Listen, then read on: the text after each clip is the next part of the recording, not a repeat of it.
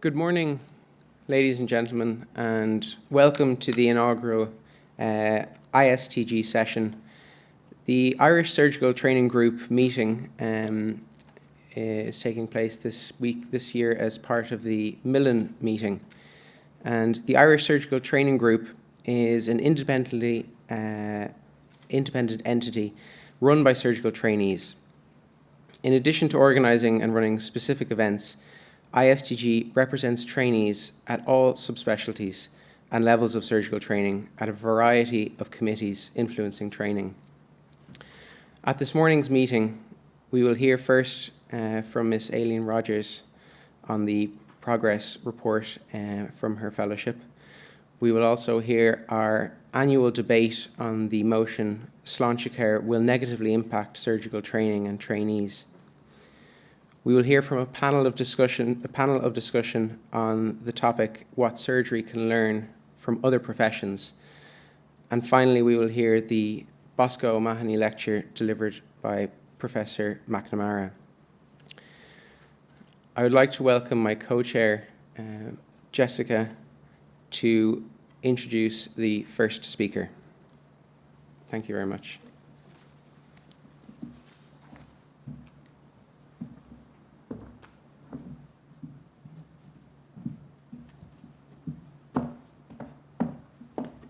Hello, good morning everybody. Thank you so much for coming today. So I'm delighted to introduce Aileen Rogers, Miss Aileen Rogers, who's currently working as a consultant general and colorectal surgeon in the Mater Hospital and completed a robotic fellowship in the Marsden last year. In 2020, she was awarded the Progress Fellowship sponsored by J&J, in addition to the RCSI College Bursary and the Richard Stevens Scholarship. So I'd just like to welcome Aileen up to the podium.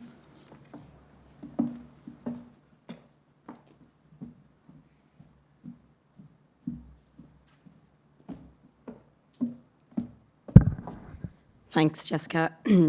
And it's a pleasure to be here this morning, especially at the ISTG group, which has always been close to my heart, having been a past president of it. And it's great to see so many faces here and the group obviously coming on. So I was the inaugural recipient of the Progress Award from RCSI, which I received in 2020. And what it allowed me to do was to complete a fellowship in the Royal Marsden Hospital in London, which I commenced in summer 2020, just after the first wave of the COVID pandemic had hit. I had planned this several years prior, as we all do with our fellowships, and intended on being able to travel back and forth to my two small children at home in Dublin and my husband with ease, hoping to do so, fly over on a Monday and back on a Friday, but obviously COVID made some changes to that. So here I am. I just most of my talk is just pictures really, but here I am, delighted getting my FRCS in my final year, planning fellowship, family. This was December 2019, so just before there was not even rumblings of a coronavirus at that point. I was working in James's in a fantastic job, suddenly COVID hit. So this is me on the far right on the tube after I arrived in London. As you can see, absolutely not a soul on it. I think everyone thought I was totally bananas travelling to the UK at this point. Yeah, well, they were probably all afraid of me, all right. Thanks. I arrived at the Royal Marsden Hospital, which is an incredibly impressive old world building. It still has a lot of old features in it, but it's a phenomenal cancer hospital, and it's really unique really in the British Isles in that it's a public hospital, much like a HSE or NHS hospital. However, it's a cancer hospital only. It does not have an A&E. It doesn't have any medical specialties other than oncology, so chemotherapy and radiation oncology, and it's for oncological surgery only. So even if you had a complex pneumonia, you'd be consulting people from other hospitals. So the great thing about the Marsden during the COVID pandemic, I'll talk a little bit more about it, was there was no COVID coming in, so it wasn't hit, and it was just designated the protected hospital in London to continue cancer surgery. So I got very lucky, because when I was originally considering my choices, I was considering 3 different hospitals in London, and something shone down on me the day that I went down to the Marsden and decided to go there. So it has an established robotic surgery program since 2005. There's some wonderful characters there who work in all the different specialties, and I got to know a lot of them. Tom Ind is one of the famous gynecologists who, there was a fire in the Marsden in 2007, and they had just got up their robotic program up and running, had their first Da Vinci, and there's famous stories of him. There was an actual proper fire, the whole theatre complex burned down, but Tom Ind rolled the Da Vinci robot through the smoke and flames out the fire, and there's pictures of him in actually smoke rolling it out. And he's one of the main proponents of the robotic program there and he's done over 2,000 gynecological robotic procedures. He's one of the most accomplished robotic surgeons in Europe, or possibly even the world. So also urology, hepatobiliary, upper GI, and ENT surgery, and obviously colorectal surgery. So by the time I was arriving there was 2 Da Vinci XIs, both with dual consoles and both with the SimNow simulator, which any of you are familiar with. The robot is really up to date, very cool. Joey Butler was alluding to it yesterday with the virtual technology to be able to run through operations on the simulator. Other great thing about the Marsden that had trained bedside assistants. So they have surgical care practitioners, much like ANPs in the UK, but they're actually trained robotic assistants. So nobody was, from the surgical side, was required to be at the bedside. As a fellow, you're on the console the whole time. I had the luxury of 5 days a week operating, and I'll explain why in a moment, but also that meant pretty much no ward rounds ever, and maybe 1 clinic a week commitment, which obviously detracts from your clinical skills perhaps for the year, but it was a pure surgical fellowship, which was very, very enjoyable. It was an unusual structure in that it was a cross-specialty fellowship advertised for applicants from either colorectal, gynae, or urology surgery, and it was structured that way that you had your base specialty. I was obviously a colorectal surgeon in the fellowship, so that was my base specialty, so that was the clinic I attended once a week, but I rotated 4 months through the 3 of them, but really in actuality because of COVID, because there was almost no other fellows there, due to no one being able to travel in from abroad. So their usual cohort of people from Southeast Asia or Canada couldn't actually travel because of COVID. So due to a dearth of fellows, I really had my pick of things and was able to go to complex procedures 5 days a week in all 3 specialties. So that, because it was a pelvic fellowship, and obviously the urological and gynecological programs were very advanced in terms of their robotic usage, I got maximum robotic exposure. So there were many days where I would have had 3 robotic cases in a day, where there was docking and undocking several days a week. It was cross-specialty collaboration, and I found this fantastic. I really enjoyed doing the urological procedures from a colorectal perspective and seeing the planes from another surgical specialty's point of view. So seeing them from protecting the urological structures rather than ours or whatever. And so the cross-specialty collaboration and the things I learned were really, really great. Again, I had my pick of surgeries. I literally used to be able to just pick whatever surgery I went to. And because I was the most senior fellow across all 3 specialties, it was me who was doing the most of the operating. So it was phenomenal. Working outside normal planes, I mentioned that. It's a quaternary centre for advanced cancers, so it receives referrals from Southeast Asia, the Middle East. Cyprus is a big hub because the colorectal chaps there are Cypriots, so they have a very good, and Gibraltar. So we were receiving referrals from all around the world for very difficult, complex cancers. My colleagues there were experts. They're almost too long to name.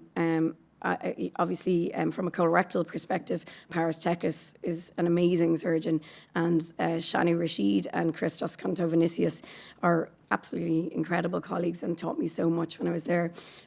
But from a gynecological and neurological perspective as well, I worked with stalwarts in both specialties, and it really was an amazing experience. And I know that I can still go back and talk to them all the time. So it was a true surgical fellowship. So as I mentioned, there was practically no other fellows. There were people, registrars and NCHCs dropping like flies. I somehow managed not to get COVID, and I still am COVID-free. Even this morning, I've done an antigen test. There's lots of cancers because cancer was actually centralised to the Marsden. So rather than the chaps from Marks, so I got to work with Ian Jenkins quite a lot from Marks as well, who's also another Guinea. They would bring their cancers to us, and they weren't allowed to bring their fellows in. It had to be, they tried to minimise the staff that came, so I really capitalised. I did lots of PCR tests. I PCR tested myself every 3 days for 9 months, because I needed to constantly be available to drop everything and go home just in case there was an emergency at home with the kids. It was very hard to get home, though, at times during the fellowship.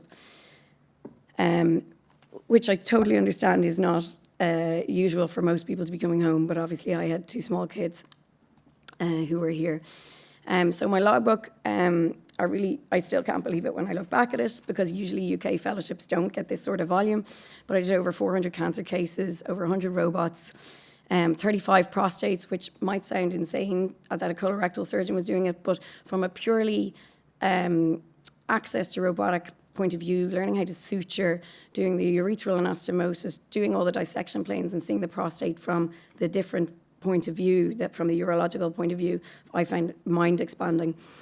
I also got to do 25 retroperitoneal lymph node dissections with David Nichol, who's actually married to a famous or fairly prominent Irish surgeon. He's a lovely man, and those retroperitoneal lymph node dissections, we're starting to do those in the Mater for oligometastatic colorectal cancer. So that's been really useful. Did robot cystoprostatectomies, which was really useful again for the exenteration work. And in total, in combination with those and the opens, I did 28 ileal conduits myself. I was obviously doing ureteric stenting as well. I did Mitrofanovs, which are an amazing operation because you get to do the right colonic mobilization. We did a couple of those robotically as well, which was really great. And formation of neobladders from sigmoid or ileal pouches. Did 74 pelvic lymph node dissections, including 20 sentinels, and that's between a combination of gynae and urology. And then TAHBSO as well, robotically. And so a lot of colorectal, and the colorectal stuff we were doing was fairly standard, but also sacrectomy, TPE. So we did 40 pelvic exenterations. This is, I don't know if you can see this, but I found my diary, and I kept a diary of all my cases. This is the week that I got the job in the Mater, which was a great week for me. And so that was November, so it was a few months in, and I felt the sacrifice had all been worth it. But the cases I did that week, I did 3 prostates myself, a robot cystoprostatectomy and ileal conduit, which was essentially myself, an anterior exenteration with lap, right colon mobilization, and a Mitrofanov, and a TPE for a rectal cancer. And I was doing all the conduits for the TPEs as well. So another great week. I just want to put a word in for the gyne oncologists. I fell in love with gyne oncologists when I was there.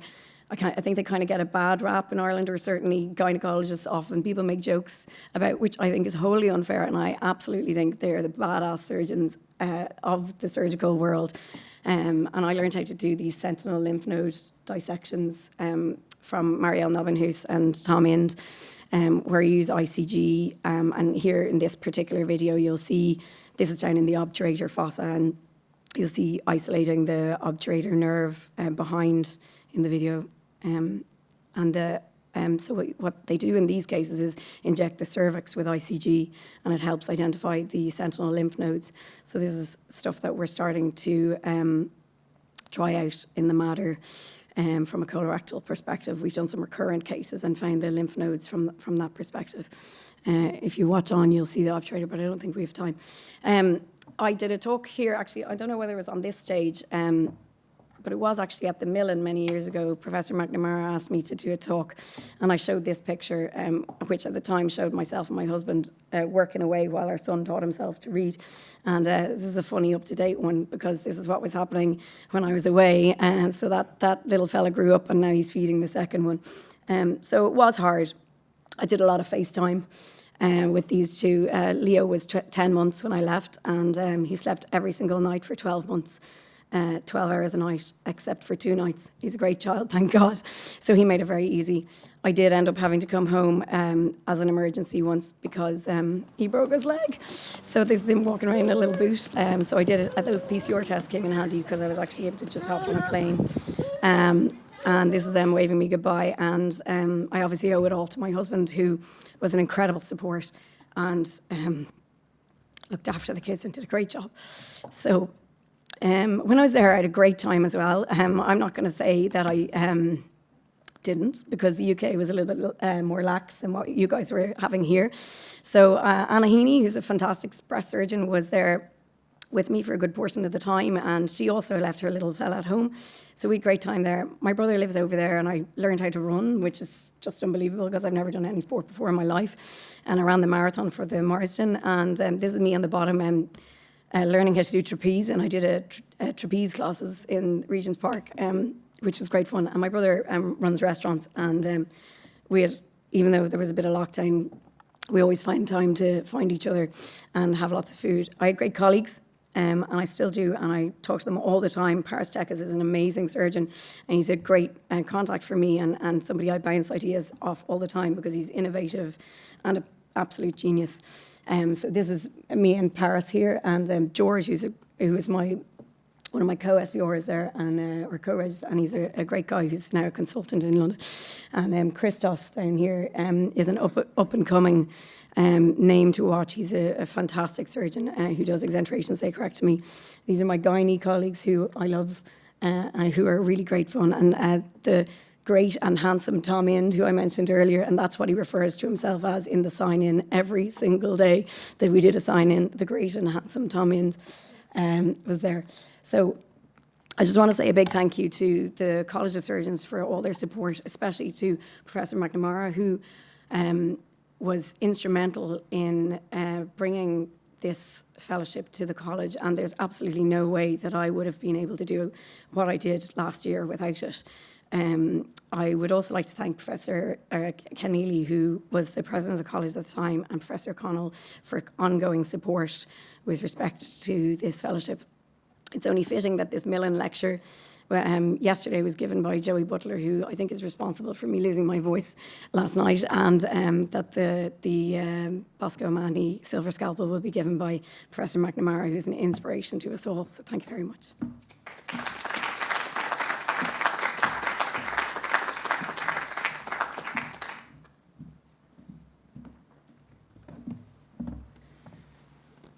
Thank you very much, Aileen, for that, for sharing your what sounded to be an incredible and rewarding but challenging experience of your fellowship. So thank you very much. My name is Jessica Ryan. I'm the Vice President of the ISTG, and I'll be introducing our second session.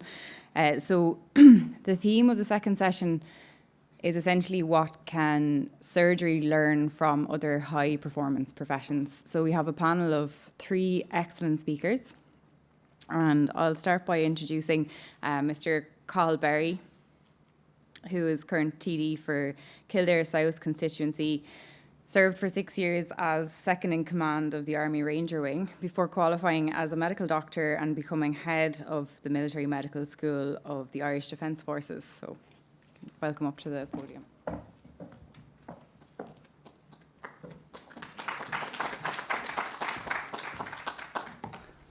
Good morning, everybody, and thanks for that overly generous introduction anyway.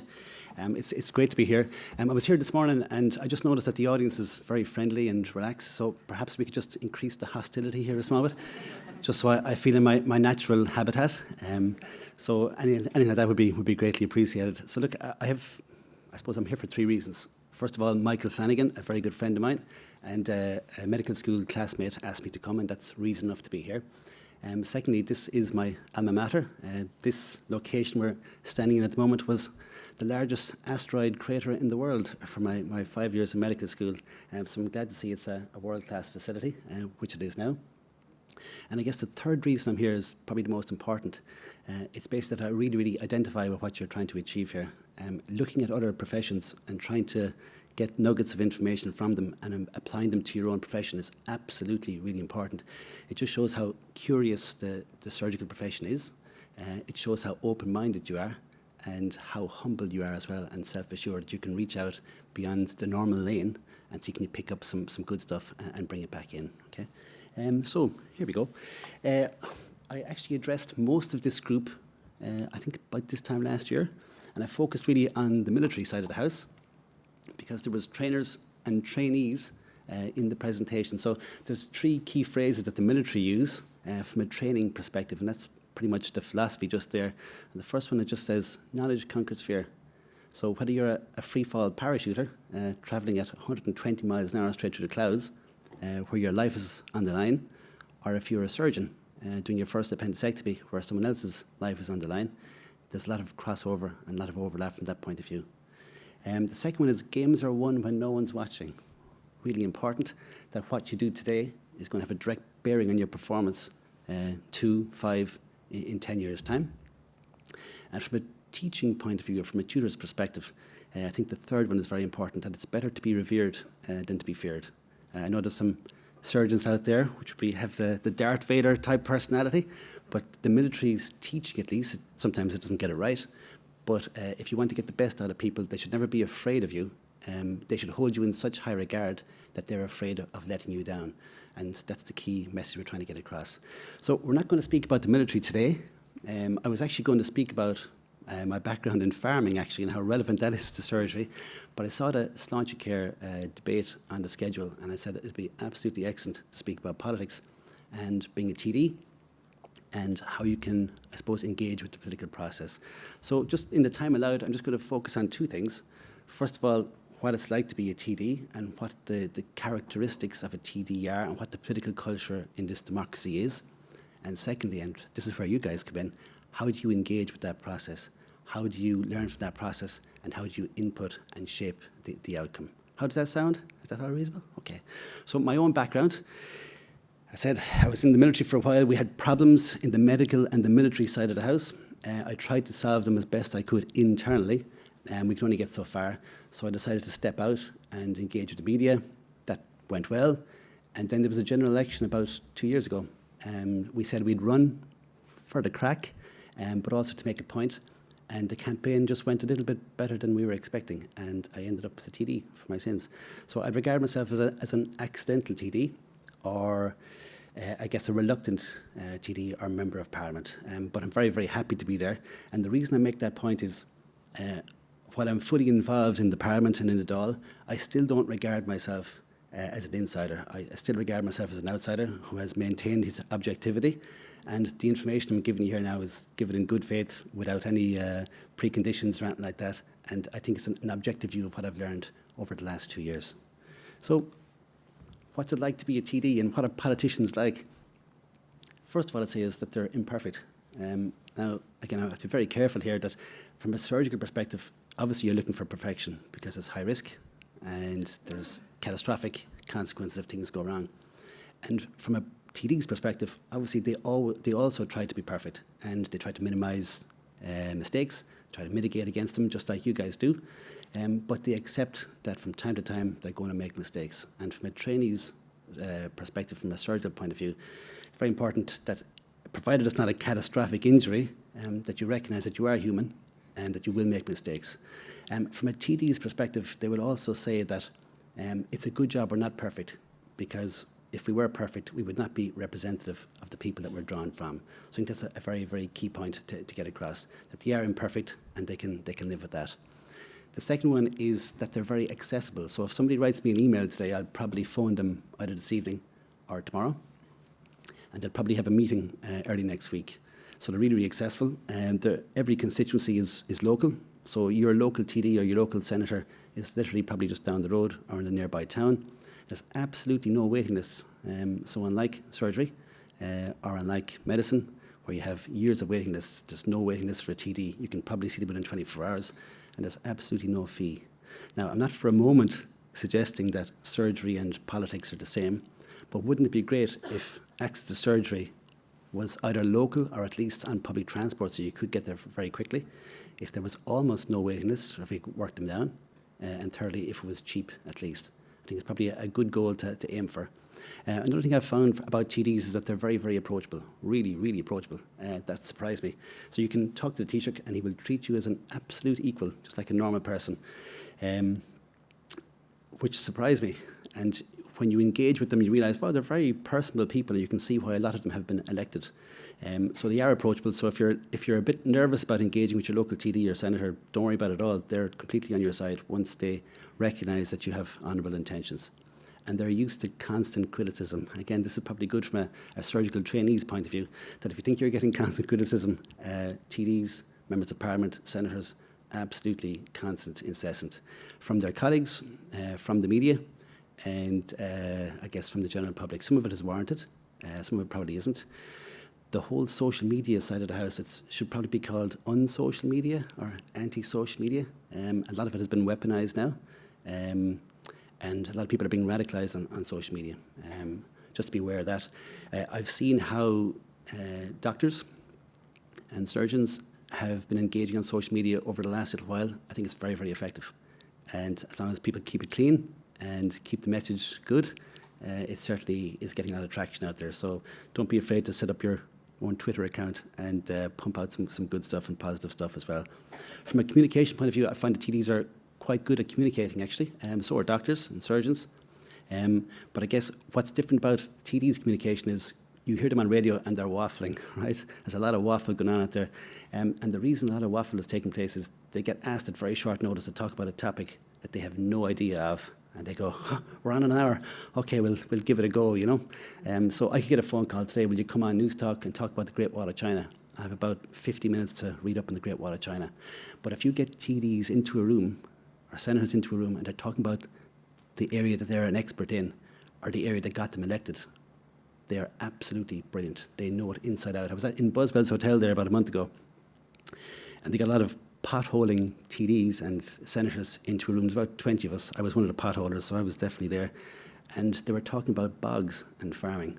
Wow, absolutely fascinating. So the key is to get a TD or a senator speaking about the area of expertise that they're knowledgeable in.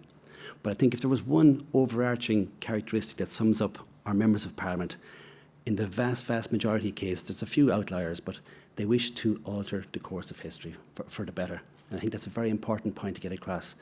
So if you want to engage with them, you will get a very sympathetic, empathetic and interested ear, particularly if it's for the good. They want to make things better, and I think that's a very key point to get across. Look, that's my views from the last 2 years, engaging with them.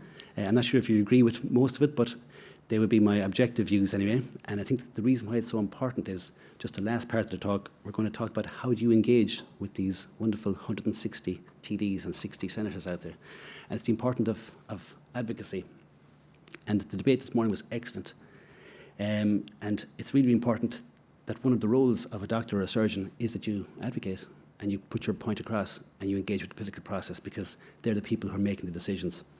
And the first important distinction to make is that you distinguish between lobbying and advocacy. People think it's the same thing, but it's not. So if you're going to lobby somebody as part of a business, you're looking for more money, or you've a vested interest in ensuring that things get better, they'll give you a sympathetic hearing, but they probably won't do a whole lot for you. But if you present yourself as an advocate, someone who's working for the greater good, for the common good, you'll have a completely different reception. And being a surgeon or being a doctor is wonderful because you can put patient number one. And once you mention the word patient, if they recognise the fact that you're here for the patient's sake, the doors will be thrown open and you'll get a very good hearing. So you must have honourable intent. It's not for you, it's for everybody else. And not only list the problems, but you list the solutions. I've seen some comments on social media there recently that there was junior doctors giving out about the lack of hot food at the weekend. I mean, that's an entirely solvable problem once it's communicated to the top. Again, it's only something small, but it makes a big difference if you're on a 72-hour call at the weekend, and it's something that should be able to be solved. So how do we do it? So I think you have three options. You can actually engage with your public representatives. So I'm not sure do people up here know who their local TDs or senators are. Very easy to get them. All you have to do is know their first name and surname. So that's me. It's Cahill, full stop, Berry at oir4oireachtas.ie. So you can write an email to your local TD or your senator this evening. And You can ask them, listen, I'm happy to meet you. You can come to my hospital. I'll show you around the surgical theatres. Now, obviously, with COVID, things are starting to open up a small bit, but they would really, really appreciate to visit a local hospital, and you can speak to them, and you can pass on a message, and they can stay for 2 hours, 3 hours, whatever's required, and you can influence them. So most politicians are open to influence. I'm definitely open to influence, provided it has honourably intended. You know, if you can't go to a hospital, you can, or if you don't want to come to the hospital, you can organise a virtual briefing, or if you're working with the IMO or one of the representative associations, just rent out a room in Buzzwell's Hotel for 3 or 4 hours, and inform all the TDs we're here if you want to engage with us, and we can pass on whatever the issue is. The second thing is you can go to the media. Social media, as I said, it's working well for a lot of doctors out there at the moment. Social media, yeah, I suppose it's a double-sided knife, really. My own view on social media is it started with soap operas. I remember Glen Rowe when I was growing up. I'm not sure does everybody here remember it. That became Home and Away. And then Big Brother started in the year 2000 and reality TV. So basically soap operas kind of morphed into reality TV, and reality TV kind of morphed into social media. And the job of a politician, really, it's like reality TV show. You're constantly pumping out stuff on social media and trying to counteract some of the madness that's out there. So from a doctor's point of view, I think social media is an excellent platform if used properly. Print, you can write an email to the Irish Times letters page, or you can do an op-ed if you wish to influence policymakers. You can go on radio or you can go on TV, and particularly over the last 2 years, doctors basically have been excellent and very, very credible, and you're the most trusted profession in the country, so you should make full use of that if you want to influence change. And then you can go straight to the public if you wish. You can organise demonstrations and rallies, so if you want to prevent a hospital closing down, you can organise a demonstration against something, or you can organise a proactive rally if you want to promote something like a new surgical department or 2 or 3 new operating theatres. That's another option. And then the last one is a nuclear option, which is run for election yourself. And this definitely gets the attention of a local TD. It probably wouldn't get my attention other than out of pure interest for the individual concerned, but when I made it known that I was going to run in the general election, every TD and senator wanted to meet me in Kildare. They wanted to know what kind of a competition I would be bringing to the table, what my issues were, and they gave me absolute hearing for 2 or 3 hours, basically. I was very happy to tell them what the issues were, and they put that into their manifesto, and everybody won in the end. So that's from an advocacy point of view, what's the best way to operate and engage with the political process. And I'm just conscious of the clock there, Michael, I won't stray. So just in summary, what we did over the last 10 or 15 minutes, we just focused on the military training philosophy, which I think is very, very applicable to the surgical training scheme, and I do really like the apprenticeship model that you use. We spoke about the political culture in Ireland, what TDs are like, and they're really, really normal people. Again, they're drawn from the local population, so they're very, very rational generally. Most of them are very moderate, and they're open to influence, and you should definitely take full advantage of that. And then how best to advocate, as I said. The title of the presentation was, Is Politics the Art of the Possible? And I think it definitely is. You can get a mandate, a democratic mandate for anything. So I basically ran in a military constituency, and there was big issues in the military. And we have a major announcement coming up on Wednesday after 2 years' work, Commission on the Defence Forces reporting, and it should bring up about generational change in the Defence Forces over the next 5 years or so. And I think the same can happen from a healthcare perspective. So I would say it is the art of the possible. And the reason it's the art of the possible is people, as a general rule, the people with the ideas have no money, and the people with money have no ideas. And politicians have big checkbooks. And it's up to you guys with the ideas to engage with the political process. So get the people with the money and the people with the ideas in the same room, and we can sort out our healthcare service from there. So listen, that's my email address. Feel free to get in touch. Very happy to engage, and looking forward to your questions afterwards. Thank you very much.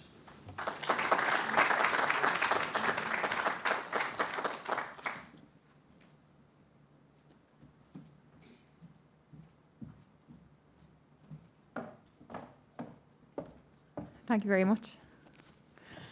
So next we have Captain Carl O'Neill, who has been an aviation professional for over 22 years and is the current chief instructor at Aer Lingus. So.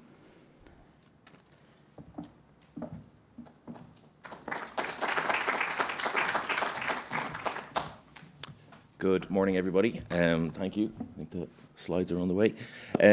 So first of all, thank you very much for the invitation to address you today. It's a real honour. Lots of my friends have gone through these esteemed halls, and indeed my father was a dean, I think about 15 years ago in sports and exercise medicine. So it's great to be back, and I really appreciate the invitation and the warm welcome. So I'm going to talk about the training gradient as we see it in aviation. You need to have a gradient to train because people have to climb a hill and learn. So it's something that we have found over the years as pressure comes on commercially to reduce the time, things have become more complicated. We have had to manage this gradient. And in fact, only 5 years ago, we had a real seed change in how we do things. So just by way of introduction, my name is Carl O'Neill. I am Chief Instructor at the Approved Training Organisation in Aer Lingus. I am also Secretary of the Aircrew Training Policy Group at EASA, which is the European Aviation Safety Agency based in Cologne. And we assist the lawmakers and rule makers with policy on aircrew training. And we're trying to be a little bit disruptive, and we're trying to be very innovative in where we go. And we are doing the exact same as what you are doing, is we are looking at other professions. We were at the forefront of change and innovation over the last maybe 30 years. However, we have seen pharma, we have seen space, and we have seen other industries move ahead, and we're trying to look again about how to develop things. My own background, did law in UCD, and then did a master's in business in the Smurfit School. I did my training in Jerez in the south of Spain in the British Aerospace Flight Training Academy. That's me about half my age and half my weight back then. And I have flown several aircraft. I flew the BAE 146 initially. Those of you who would have been in and out of London City would have been familiar with this aircraft. It's a short field performance aircraft. Moving on to the Airbus A320, which is the backbone of the Aer Lingus short-haul fleet. So you'd be going to the likes of Heathrow and Munich and Malaga and whatever on these. And then I went long-haul for a short time on the Airbus A330, which is a very, very capable machine, which can fly up to 17 hours. And then I've recently come back. We have introduced our brand new A321neo, which is a state-of-the-art. It's actually been referenced as a game changer. This short-haul aircraft can actually fly up to about 9 hours. So it's a revolutionary machine, and we're really enjoying flying it. I've also had the privilege of flying in air shows. That was me passing Kleiny Head on the way to the Bray Air Show. And then I became my grandmother's favourite grandchild, having been involved in bringing Pope Francis to Knock. It must be 2018 when he arrived, but you can only imagine the mileage she got out of that at the hairdressers and whatnot. So, onto this. So flying in medicine, I think there are similarities, and it is the same, but it is different. And I suppose I have a lot of discussions with my friends who are surgeons about this sort of stuff. But every day is slightly different for us, just like it is for you. Different challenges. You open up a body and you see something you weren't expecting, and we take to the skies and we see the same. And we like to classify it as hours of boredom punctuated by moments of sheer terror. And trust me, the middle of the Atlantic Ocean in a storm, when a light comes on in a cockpit, can get slightly exciting. And we have to have people that are well able to deal with that pressure. And the key word for us is resilience. We have to have resilient people, and I'll talk to you about that. The safest thing we could do with our airplanes is actually take the fuel out of them and put them in the hangar. And unfortunately, we've had to do that for probably the last 2 years, owing to the pandemic. And it's not what we do. We're a business, and what we have to do is absolutely manage the risk of what we do. We take aircraft. If you think about this, if you think about a train, a carriage of a train is about 50 tons. And if you're ever on a platform and an intercity goes past, you can feel the energy and the momentum in it because you're so close to it. But we're flying aircraft that are 5 times heavier than that, and we're flying them at about 4 or 5 times the speed at altitudes of up to 40,000 feet. The outside temperature is minus 62. It's a pretty windy day out there. It's about 30 knots of wind out there today. We are dealing with 200 knots of wind at altitude, turbulence, icing, volcanic ash. We fly it over oceans, over cities, really hostile terrain. Northern Canada is essentially an ocean. And then we choose to put passengers within 13 feet of that engine that's there. That wing has 85 tons of fuel, and we set fire to it. in an engine. At 900 degrees Celsius is the core temperature of it. And that blade, there is a 1.2 meter blade. In fact, there's 24 of them in that engine, spinning at 11,000 RPM. What I'm trying to say is this needs to be considered and it needs to be managed. And the people at the front of that aircraft, and I can reassure you that the people at the front of our aircraft are well trained to deal with any crisis that happens in these with these issues. So this training gradient, to be a pilot, you start off as a cadet, and no more, I'm assuming in your world, is you move up the ranks. So these are kind of the steps, and I suppose the ultimate goal is to become a senior examiner, or what's called a base trainer on a fleet. And as I said earlier, it's no use if this is flat. We do need to push people up the hill to be able to deal with the challenges, and as their career goes on, we continue to push. So, you know, I'm a reasonably senior pilot in Aer Lingus, I'm a chief instructor. I have to go to the simulator for 8 hours every 6 months to be trained and tested, just like everybody else, because that's what we do, our continuous development. We also have checks in the aircraft, we're medically checked, so we go through a lot of checking and training that perhaps others don't. But it's no good if it's flat, because I'm learning nothing. At the same time, we don't want it to be too steep. We have to have learning here, and what our challenge as instructors is to make that climb easier for the student. So we want to have something that's balanced. The other thing is there are situations, and these happen particularly throughout the world where there are cultural differences to what we do, where there is negative training that takes place. In fact, the student has become so overpowering on the instructor that nothing is happening, and that climb is not happening. So we want to have a nice balance on that. So how do we manage this in Aer Lingus? Well, perhaps something that we have that maybe you don't have. So there are huge barriers to becoming a pilot, unfortunately, and the main one is the cost. It costs about €130,000 to train a pilot, and that's for 1 year's training. And there is no assistance whatsoever. So unfortunately, the pool of people that become pilots generally are people who have access. And we're very proud in Aer Lingus that we do run a program, our cadetship, where we actually fund that, and it is open to everybody.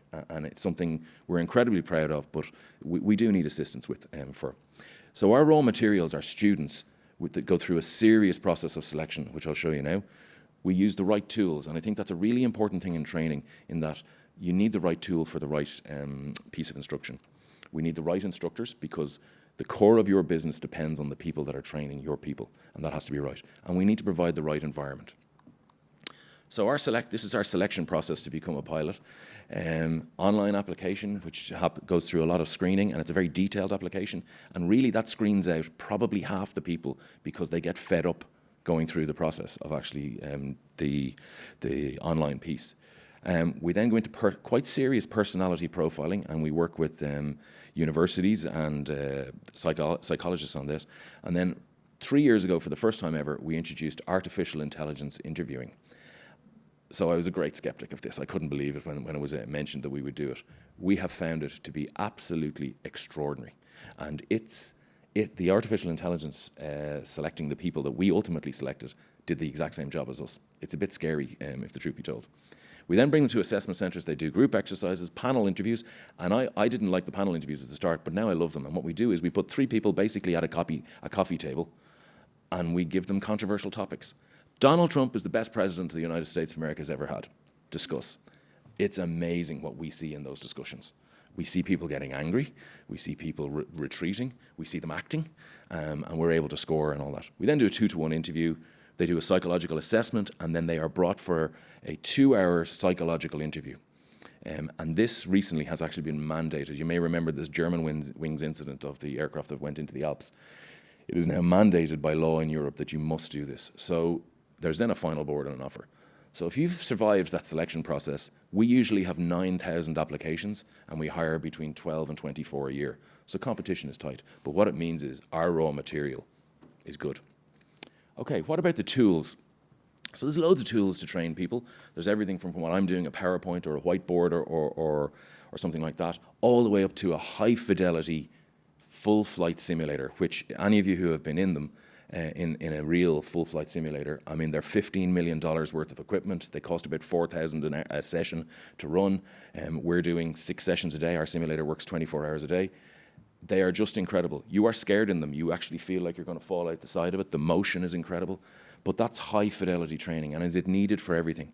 And in the middle now, and what regulation is not covering at the moment, is these amazing virtual reality and extreme reality headsets, iPad apps and whatever else. So you need to find what is the best thing to train. So the Americans went to space in the 1960s, and they came up with a solution. And their solution for, we need the astronauts to write in space, so we designed this pen. So as you can imagine, gravity is a problem and whatnot up there with ink. And they produced this pen. Apparently, the myth is for $1 million back in 1969 to produce this pen. The Russians had the same issue, obviously, but they just used a pencil. So they got it right. They basically said, that thing will work up there, end of story. So buy me 24 HB pencils and off we go. But there's a lesson here, right? The cost of the pencil is a lot less than $1 million, obviously, but it has the exact same function. And everything we have to train our pilots, we need to do this analysis. Do they need the full flight simulator up there, or do they need a whiteboard for this event, for this competency, for whatever? And in the middle, I mean, I don't know if any of you have been on these very, very high fidelity headsets or extreme reality. It's just extraordinary. I mean, it really, really is. This is in a radio management panel, which is really important because it's how we talk to air traffic control and we change frequency with it and whatever else. I don't need a full flight simulator to train how to use this panel. What I need is an iPad app which allows me dial in a frequency and press a button. It's that simple. So have you got the right tools to do that? The environment. How do we assist? There is a massive onus on us as trainers and indeed training management to make sure the environment for learning is right. And as I said, we had a big sea change on this.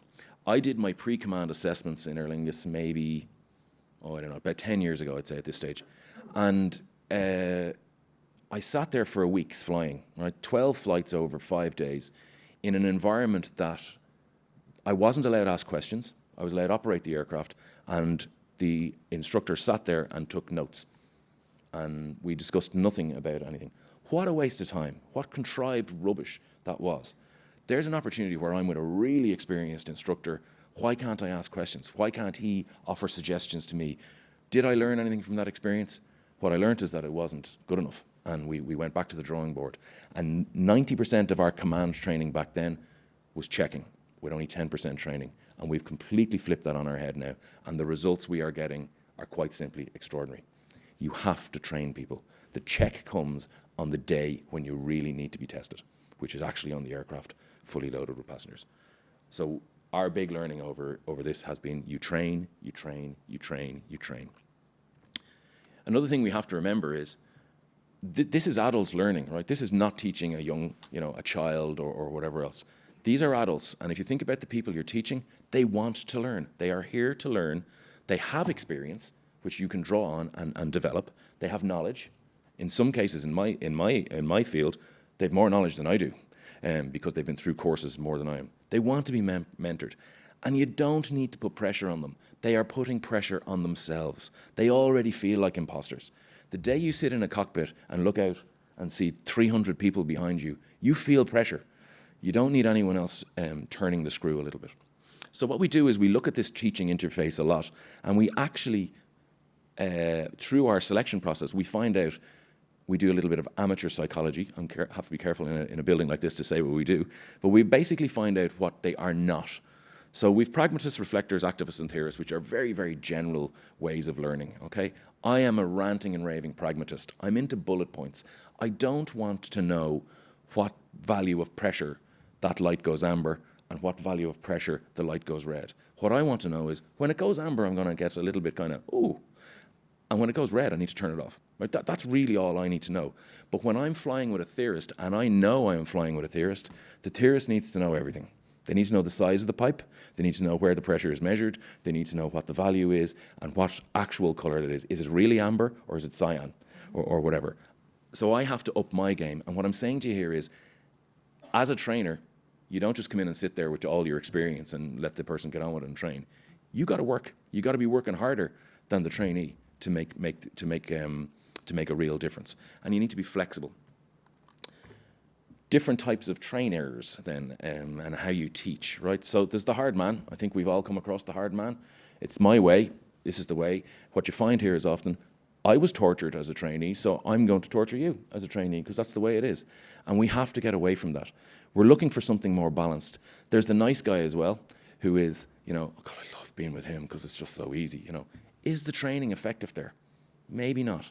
And then ineffective, which actually can be effective, which I'll explain to you in a moment. What we need our instructors to be able to be in all of these boxes, okay? Training is selling. Where we want them most of the time is selling ideas, selling our procedures, selling our way of doing it. There are a million ways to fly an Airbus A320. This is the way we want you to do it because of we know what we're doing. We also want them to participate. You have a go at this landing. Why don't you do the takeoff? Why don't you do that?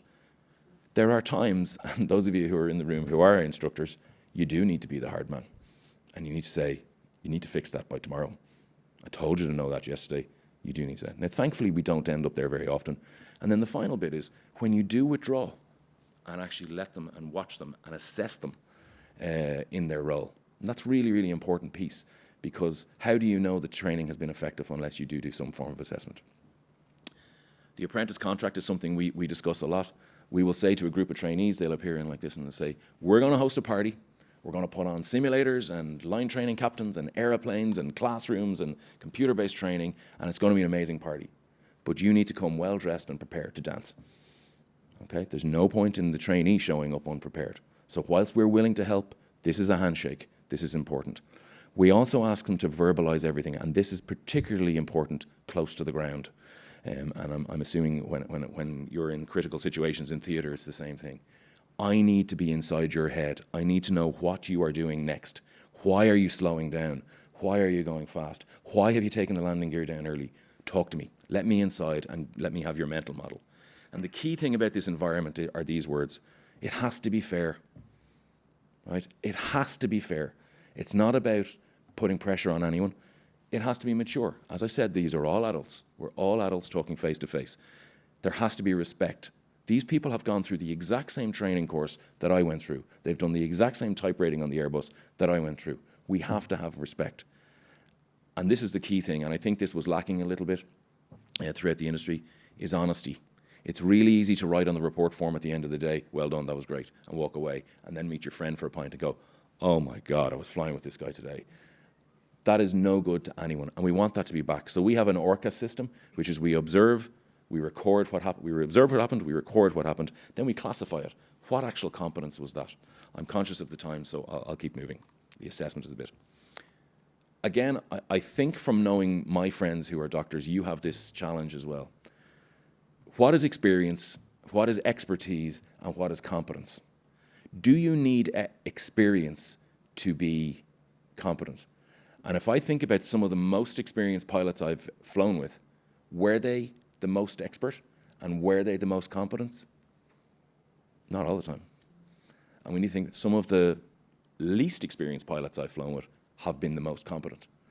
And that is a real matrix that we all need to think about to move on. Okay, these are the competencies that we use to assess and train our pilots. Okay, so I won't call them all out there. But they basically are human. A lot of it is human factors because the aircraft are so good nowadays, we don't really fly them very often. My friend is traveling from Australia to Dublin today. He's leaving Darwin and flying an 18-and-a-half-hour flight back to Heathrow. The aircraft will be manually flown by the pilots for about 20 seconds of that 18-and-a-half hours. The rest of it is flight management. And most of our problems actually come from the 300 people sitting behind us and not the actual aircraft itself. All of our pilots do that, but what we've introduced in Aer Lingus now is we now have competencies for instructors as well. Not everybody can be an instructor. There are brilliant pilots who would be brutal instructors. I assume it's the same in surgery. So we manage them. We see, can they manage the learning environment? Can they actually instruct? Can they impart knowledge? How do they interact with trainees? And that's a really important interface. And are they able to assess? Because assessing is a very difficult skill because it has to be objective, and we give them tools to do that. Such as this. So when we're assessing someone doing an assessment, we actually go through these bullet points and we say, did we see them, for example, 5.4, assess the trainee's competencies? Did they actually use the competency words to say, your flight path management manually flown was very good or whatever? So the instructors have 4 more competencies than the pilots do, and that is good. So we train for those competencies and we assess them to those competencies. So finally, this training gradient can be really steep, and as instructors, we can make it steeper, and as students, we can make it steeper for ourselves. So it's about working together. Selection is key. It really, really is key. And both selection of our pilots is key, and more importantly, selection of our instructors is key. The tools you use, you need to sit back. My understanding is there's simulators in this building. Simulation is fantastic. Simulation used wrongly results in a lot of negative training, and we have lots and lots of studies on how to use simulators.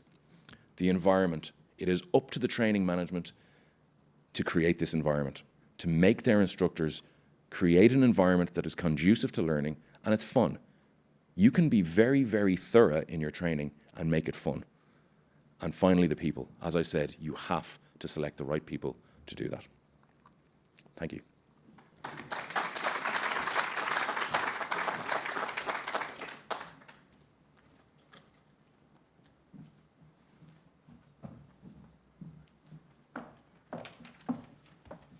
Thank you very much. That was fascinating.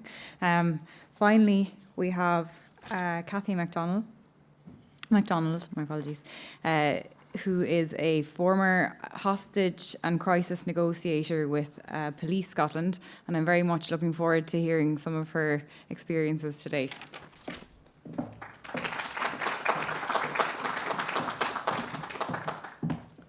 Well, good morning to everyone, and thank you so much for inviting me to come and speak today, and also for your interest in hostage and crisis negotiation. Actually, your talk on Aer Lingus, you could just replace negotiators with pilots, and that's my talk. That's it. Thank you.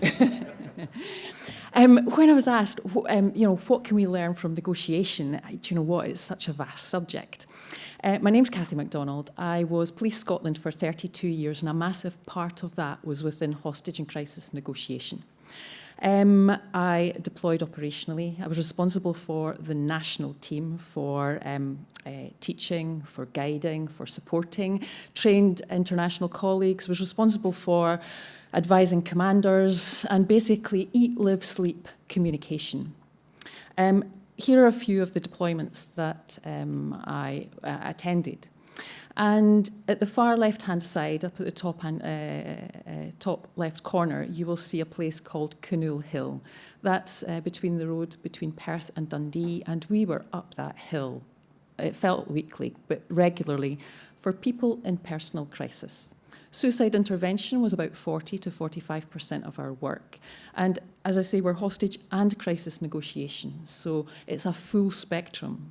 So if you think of it, a suicide intervention, in terms of communication, we need to connect, understand, communicate, influence, and change behaviour as quickly as possible. And we don't have months to do it in. We have to move quickly within minutes and, if necessary, hours.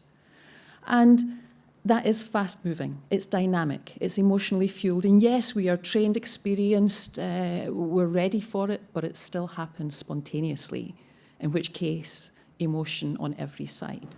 And if you think of it, that probably is akin to an emergency situation for yourselves, within clinicians within the medical world, and even for yourself within airline industry and within the armed services. So that is our connect, understand, communicate, and influence and change behaviour. At the other side of the slide, you'll see David. Now, David Haynes was taken by ISIS in 2012, and I worked on that case with his family for 18 months. Now, you can see that there's a big difference between that one and suicide intervention. It's slower paced. And while I'm reserved at ever calling a hostage situation routine, the way that we deal with this had to be routine. And maybe it's, for example, yourself having a terminally ill patient. Well, the consequence is still significant, but you can't possibly deal with that in the way that you would an emergency. There has to be a slower pace and a more logical approach to it. Our ability to connect, understand, communicate, influence, and change behaviour was still key. I have to say with the ISIS one, it was a bit of a one-sided conversation, but it still doesn't stop us rolling up our sleeves and doing that. Now, everything in between, all the other pictures, if you consider suicide intervention at one side of the spectrum and hostage side at the other, hostages were probably about 5%, maybe even a little bit less of our work. And then everything in between, armed sieges, crimes gone wrong, protests, and in fact, significant complainers about the police would land with us. Wherever there was a communication barrier that caused us difficulty, caused the service difficulty, they would use the negotiators. Now, we needed a framework of communication that allowed us to deploy and effectively resolve every one of these situations, irrespective of which one it was. So we needed this framework that was robust, that we could lean on, but equally flexible, that it could adapt to every situation. And in which case you have something, this framework, that suddenly becomes quite helpful in every area of life. So, working at the sharp end, looking for effective communication that will really help. I wondered in my bag, I call it a Mary Poppins bag, full of communication stuff. You can see I use the technical terms, that I've gained over the years. What could I give you that would maybe allow you to walk away today with something that you could use at home, socially, and at work? And I thought I would work on a thing called core emotional concerns. I'll touch on them in a minute, but first of all, we need to look at a few essentials. Number one, the law of approach and avoid. The joy of this and the effectiveness is in the simplicity. Simply, we approach the things we like in life and we avoid the things we don't. And I'm going to ask you now, what do you like in life? It's rhetorical, but have a think. You know, if it's holidays, time with friends, lovely meals, flash cars. The things you like in life, you will invest time, money, effort, and energy into. You'll commit yourself to it, and there'll be positivity. The things you don't like in life, you will avoid. You just don't buy into them. You don't make time for them. And it's exactly the same with people and with communication. We approach the people we like in life, and we avoid the people we don't. Is that fair? We've crossed the road, haven't we? And we approach the conversations and the communication that we like, and we avoid the ones we don't. So that's the first thing. Now, why is that important? Because communication works really, really well when there's an approach environment. When we can create that environment for people to want to work together, cooperation. So it's important that we create this environment that encourages people to want to work with us, even the ones that don't, even ISIS. So the law of approach and avoid, massively important, and I'll come back to that a number of times. The next thing we need to think about is emotion. Would it be fair to say that everybody's pretty emotionally neutral just now? Yeah? If I was to do a seesaw, you'd be balanced. That means communication is going to flow really well between us. What happens? Now compare this to a time when you were emotionally triggered. What changed in your communication? Now, you may only have to think about yesterday or something, but you may have to go back to your teenage years, but think of it. When we're emotional, it impacts on every area of communication. Our pace, pitch, and tone changes. The words that we use, that filter that is very good at managing what we say, sort of disappears sometime. And before we know it, we're giving out the words that we really feel, that we know actually they taste good at the time, but we're maybe going to have to repair. And they're usually followed by, and another thing, as we list the detail. So our pace, pitch, and tone and the words we choose, our desire and our ability to listen changes with that emotion. Our non-verbal communication, the way that we move, changes with that emotion. And emotion works quicker than logic every single time, which means we can see it before the ability the person has to cover it up. So suddenly emotion becomes a very important part within the world of negotiation. We have to read it in others, read it in ourselves, be able to respond to it. And emotion somewhere along the lines has this reputation of being pink and fluffy. That, you know, within 2 minutes we're going to be sitting around a campfire singing camp songs and hugging each other. And that's not. Emotion is robust, massively important, and it's smart. And the things I'm going to share with you now are things that we don't have to just respond to emotion, we can actually be proactive and use it to our advantage. So what are these things? Well, they are called core emotional concerns. Now, I'd like to explain where they came from, what they are, how we use them in negotiation, and then encourage you and how you can perhaps use them in everyday life. And you'll resonate with them, I have absolutely no doubt. So first of all, Roger Fisher and Dan Shapiro, psychologists attached to the Harvard Project in the 1980s, and they basically uncovered 5 things that we all require as human beings to feel balanced and happy and connected. And the good thing is this is universal. This is every single person on this planet, 7.9 billion people. So I haven't a clue who you are personally, but I know the stuff about you. And you're going to know it about me and every other person on this planet in about 5 minutes' time. So what are these 5 things? Well, we'll go through them first of all, and then I'll explain how we sort of use them. So number 1 is appreciation.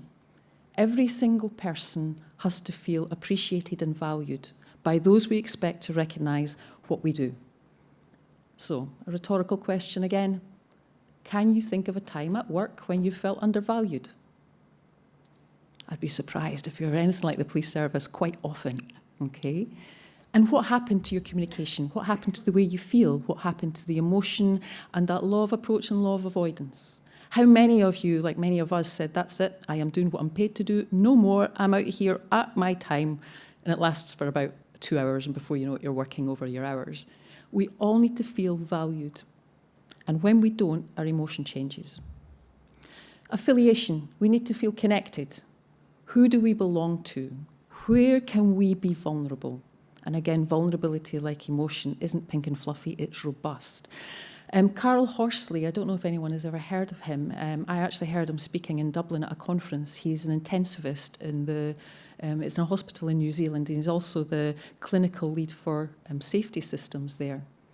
And he speaks about affiliation, that he felt an incredible pressure on him to be perfect, to have all the answers, to be the all singing, all dancing, everything for his students, for the colleagues that he worked with.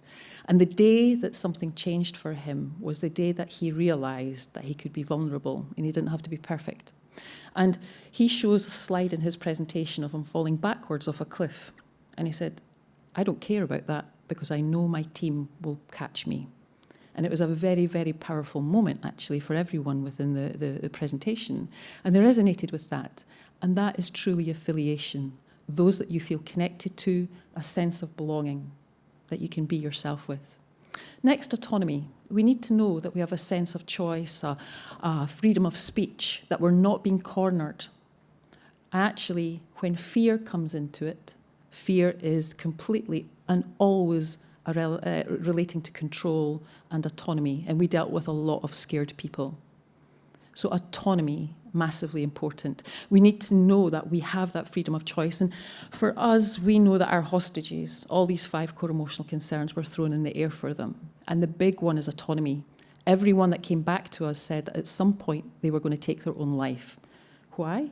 Not because they wanted to end their life, not because they'd lost hope, but if they were going to if their life was going to be ended, it would be at their own hand and not that of their captors. They needed to do that to take control. It's massively important.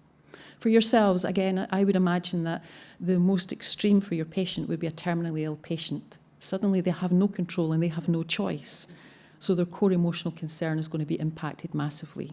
But what repairs that, what gives them a degree of choice is that they'll have choice about the care, choice of who they tell, when they tell, and how they manage it. So that autonomy can be repaired, if you like. Status, we need to know that we matter. That imperfection that you spoke about, being perfectly imperfect is okay. Sometimes good enough is good enough. And we need to be accepted for that. When you walk into a room, you need to be noticed. When you walk out of a room, you need to be missed. It's a human need. And none of these things are just nice to haves. They are fundamental human requirements in order to feel good and content. And the last one is role. We need to know what our purpose is. Our purpose in life, our purpose for the day. Think of how you feel if you go home and you think, that was the most unproductive day I've had in ages. We don't like it. There's a feeling of unsettlement that actually something didn't work today. Compare that to when you've had a productive day, a joyous, productive day. It feels like you've won the lotto sort of thing. It's a good feeling. So here we have 5 things, a little formula that when we can create an environment that fulfills core emotional concerns in someone, they don't only approach it, that law of approach, they migrate to it.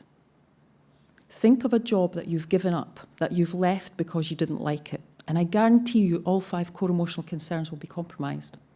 You perhaps didn't feel valued, you didn't really feel part of the team, maybe you were micromanaged, that autonomy, and you know, when you walked out of the room, it wasn't that you were missed, you just knew there would be a bit of a toxic environment as somebody talked about you. We leave these environments, we leave them behind. We actively avoid. Core emotional concerns, when they're fulfilled, we actively approach, to the point where we have discretionary effort. If you feel all of these things at work, you will give more than you're ever paid to do. You'll invest time, effort, and energy. So how did we use them within negotiation? Well, a few ways. First of all, if we look at the team, yes, we're skilled, experienced, trained, but we're just human. And we never want, someone said, oh, as negotiators, you must have such a strong control of your emotion. And yeah, we have a control of it, but we're not robots, and never we should be. Sometimes in training, we had very smart people who could, what we called, move the mental furniture about very, very quickly. Ideal for a hostage situation, ideal for these manipulative jobs that we're deployed to.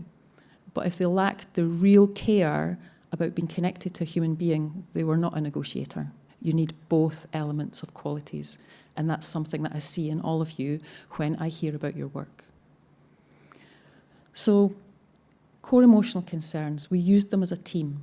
Sometimes we'd get grumpy or annoyed. Well, it was actually, we had a formula, we could work it out pretty quick. This is a time-saving device. These 5 things will help you make sense of situations quickly so you can get to the bottom of them. Now, what happens with these is that the law of approach and law of avoidance, as we already know, when they're fully balanced, we approach life.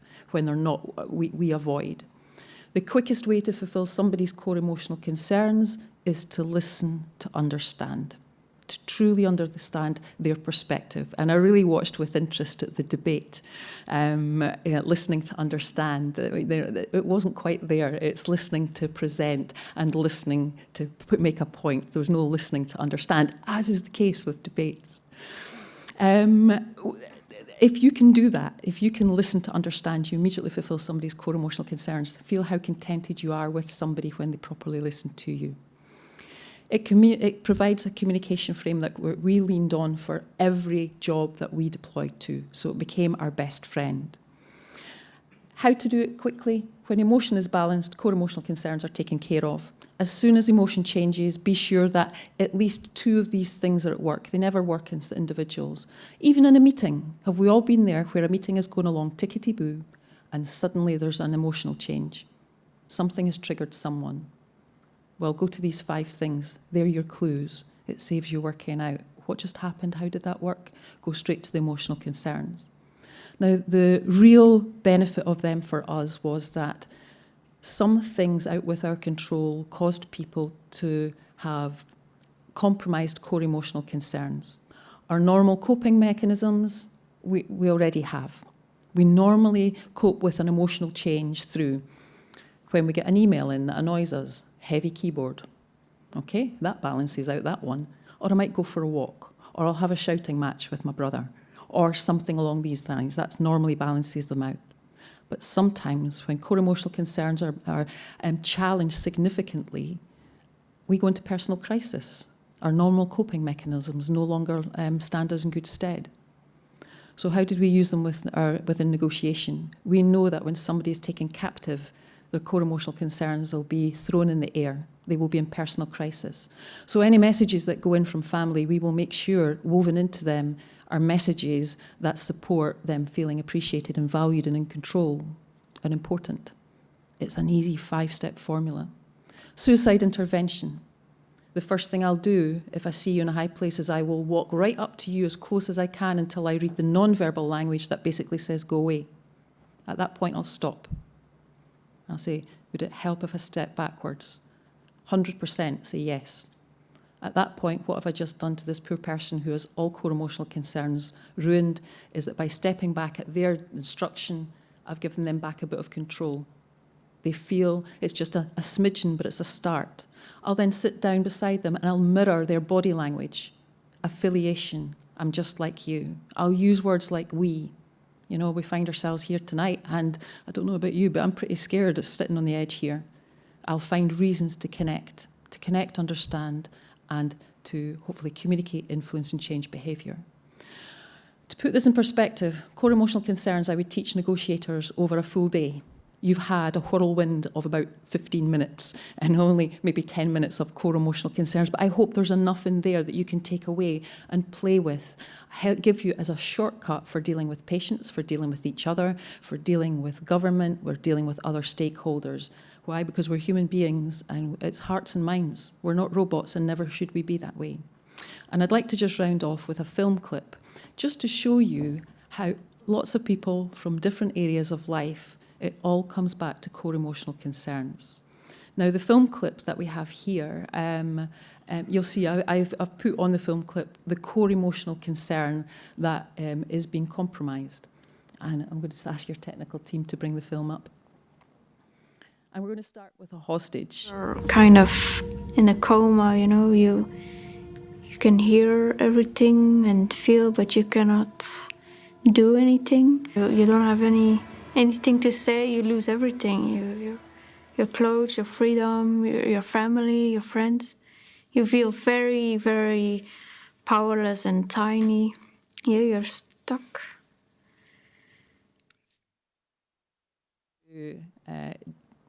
Dean? The idea of going and fighting the war in a foreign country that was seen as defensive in the defense of, defenseless civilians, I would say. That was in itself honorable. I think I wanted to be part of history, part of making it and shaping it rather than being a spectator. And all I did, everything in my life, even when I went to Bosnia, was to protect. It wasn't my intention to go out to the world and harm people. Okay, the senior charge nurse, everything he's taught everybody about COVID, you'll find Senior charge nurse Dom Wood at the Royal London feared he wouldn't make it after contracting the virus over Christmas. I was doing everything I could to try and deep breathe and everything that I tell everyone to do, and that was quite a scary moment. Because, you see,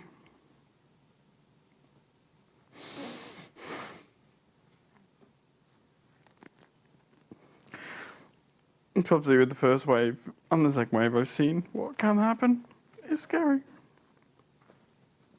The next one is a non-ICU trained clinician. Everyone's really going into supportive. ICU. Everyone's in it together. I'm finding it very rewarding. A little bit nervous going into ICU, not really knowing what to expect, how it was going to be received, having non-ICU staff in the actual unit.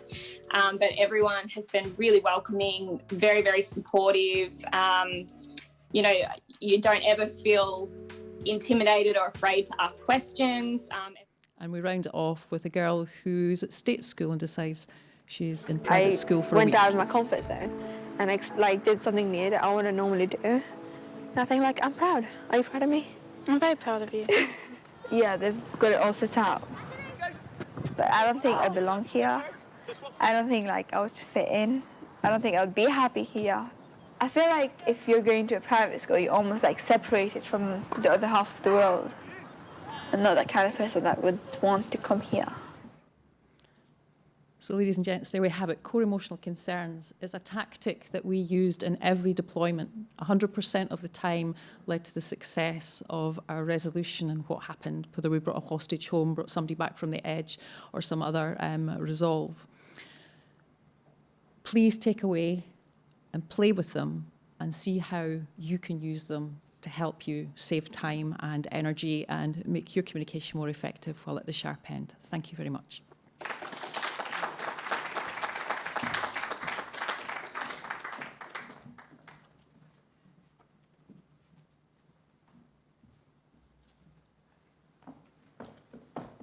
So could I ask all of the speakers to come up to the table here for me, please? So we have 8 minutes for panel discussion. if I could just remind everybody to speak into your microphones. So I might start the ball rolling just with a question for Carl O'Neill. So I thought it was fascinating to listen to how well-trained your students are and how much you use simulation. And we've started using it a lot more in our training, certainly in my training as I'm a third year SPR now, so 3 years into the scheme, and becoming a lot more familiar with simulation. Why do you think healthcare is so far behind aviation when it comes to simulation, when there's so much at stake? And in addition to that, also your personality profiling, aptitude testing, psychological assessment, surely these are all things surgeons should be evaluated for. Yeah, maybe I'll start with that second one first. So as I said, the barriers that we have to entry, that concerns us. But the flip side of that, as I said, then is we actually get to select, and we get all the people that we want with the competencies that we want, which possibly you would not get here because it's basically largely on a CAO system with obviously the interview bits and pieces that you do now. We're going to your question about the simulator. I don't know why. Maybe surgery is more difficult to simulate than flying is. But again, I think a really important thing is to use simulators correctly. It is so easy to sit in the back of a simulator and just pile pressure on people and make it harder and harder and harder, and it just becomes so negative. And as I said, we only use the simulators for certain things. The fidelity of our simulators for actually flying the aircraft and manipulating it is excellent, but for other things it's not very good. And the danger is you think, oh, it's just a very expensive device, so let's use it when it's not the right thing. Okay, thank you. Are there any questions from the audience? Yes, do you have a microphone? I can speak very loudly. Thank you. Ronan O'Connell, President RCSI. Can I thank all three speakers? It's amazing what we can learn from other professions.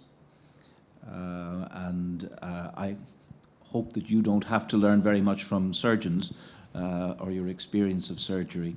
Can I ask all three of you how you debrief? If you've had somebody who's had a near miss in an aircraft, or you've had in a military situation somebody who's been wounded or something has happened that shouldn't have happened, or equally, how do you debrief your staff when unfortunately that person has taken their life? So let's start with you. I'm happy to start. Yeah. We have both informal and formal, and a big part of it, like yourselves, you'll feel you're part of the family. If we do the formal part, if we lose someone, and that's actually, I still use that word, if we lose someone, it's still like a personal loss. We will do a hot debrief there and then, what needs to be discussed immediately. There will then be a formal one to look at is there learning from it? And then we'll have one more on the psychological and the well-being side where you're required to attend, that you can talk about it both within the group and also privately. That's the formal part. But going into the pub and having a beer with your friends is actually as good as anything, I have to say. Whenever we've lost somebody, there's always a reach out from other negotiators and we get together. So there's both formal and informal. Very similar, actually, Ronan, to Kathy. First step is to put the kettle on, for sure. Sit down with the individual and just tease out exactly what went wrong. So, for instance, if a parachute fails and a reserve has to be deployed, or if there's a malfunction and there's a hard landing, obviously if the person is practically stable, just put the kettle on, have a chat. And then we try to distinguish between a lesson that's identified and a lesson that's truly learned. And it's only if you, I suppose, learn from it and change your systems and change your approach to minimise recurrence, that's when a lesson is truly learned, and that's what we're trying to achieve. Thank you. And thankfully, we don't have to deal with this very often. We do have an emergency response plan, which obviously has counsellors for the pilots and the crew if they're involved in anything serious. We don't have to stand that up very, very often, and thankfully, when it's catastrophic, we haven't done that in many, many, many years. On the other side of it, in a training environment, when someone fails or whatever in a check, The way we deal with that is we actually send them off as a crew, and you fail things as a crew, you don't fail as an individual, because everything we do is together, and that interface between the crew is really, really important. So what we do is we send them off, and the instructor will go away and basically do that ORCA thing I spoke about earlier on, and write it all down and get his or her plan about how the debrief will go. We then bring them in and we facilitate debriefs. It's not about us sitting there and telling them what went wrong. It is so much better to get someone to actually deliver the message to themselves from themselves. And there's much more learning in that when. So what we do is we call it shepherding. We basically shepherd them along to get them to the opinion that we have of them. All of our training now is evidence-based, so we do an assessment on day one, and we find holes in our operation, and we train those holes in the operation. So my simulator session tomorrow to be trained will be very different to Cahill's, because we have done different things that need a little bit of work on. But again, it's all honest. It's factual, it's honest, and it's all about it getting better. So after my 2 days, I leave the simulator better than I did 2 days previous. Okay, thank you. We have time for one more question. So we have a microphone coming down to you now. Yeah. Thank you. Cathal Kelly, CEO of RCSI. Firstly, thank you for a really fantastic session. I often laugh when universities run formal programs in innovation. I think, as Cathal said, real innovation happens when you look at other industries and see how you can apply what they do to your own, and this has been exceptional. Maybe for you, Carol, I'm really struck by the switch from 90% checking or examinations and 10% training to the other way around. I would hate to tell you how much time we spend obsessing about marks and standards and exams and protocols, and yet the resistance to change is probably similar to yourselves, in that we largely train regulated professions and we have to meet the requirements of the regulators. How did you make that switch? Because I feel strongly it's a switch we need to be making as well. Yeah, I mean, one of the statements that we always say is every aircraft that has an incident or an accident has been fully regulated. It is the pilots are compliant, the aircraft, the maintenance, everything is compliant, yet something went wrong. So we have to go beyond that. The checking system we feel is contrived, and it's easy. It's really easy to sit back and just check someone. You know, it's the kind of lazy man's version of training. Getting in and actually getting, hands-on with a crew and developing them is where it's at. I have to say, full marks to the regulator, and I think it's through groups like this, the EASA group that I'm involved in, that we are the experts in pilot training, and we brought this to them. We said, there's a better way of doing this, and it's not about checking.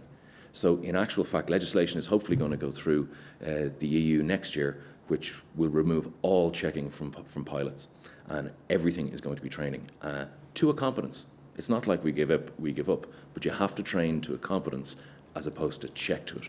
And as I said, it used to be the case that I would go to the simulator tomorrow, and Cathal was in this morning, and I would ring Cathal and say, what happened? And he'd say, at 500 feet they made you turn right, and then the engine failed and the fire happened and all. And I'd be there, and I'd literally be doing this before the event would even happen. That's contrived nonsense. We changed it so that our pilots have absolutely no idea what's going to happen to them in the simulator. I can ring Cathal, my scenarios today are going to be different to his yesterday. So the way I describe it is, we took away the cog notes, and we have a 98% satisfaction rate with that new system, which is extraordinary. Just goes to show it works. Unfortunately, we don't have any more time for questions, even though I'd love to continue talking about it. But thank you so much to all our speakers. It was very enjoyable. We're going to move straight on to the Boscomani Lecture, and I'd like to invite Michael back up to the podium to introduce Professor McNamara.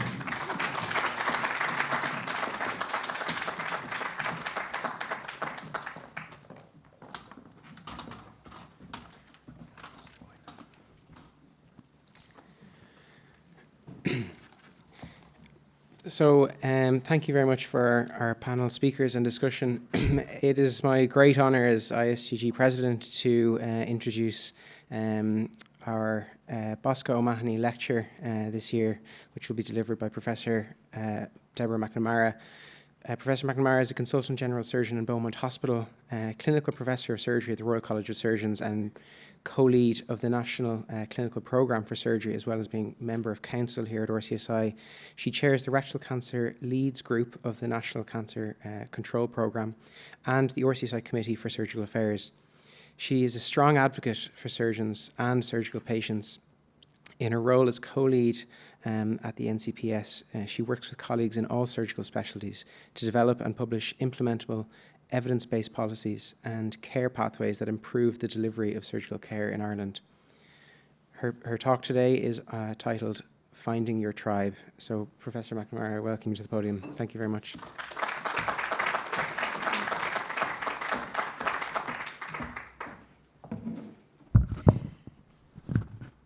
It's been a fantastic session. Thank you. And thank you very much indeed for just the complete privilege of giving this lecture. Everyone wanted to know what the title was about. I'm not sure the title necessarily is what the lecture's about, so we can figure that out.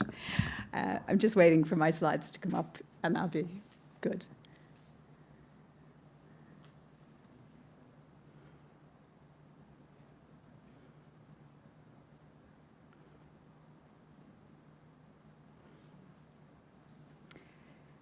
Okay, I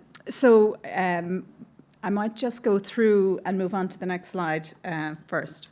So it's a real honour to give this lecture in honour of Bosco and Mahoney.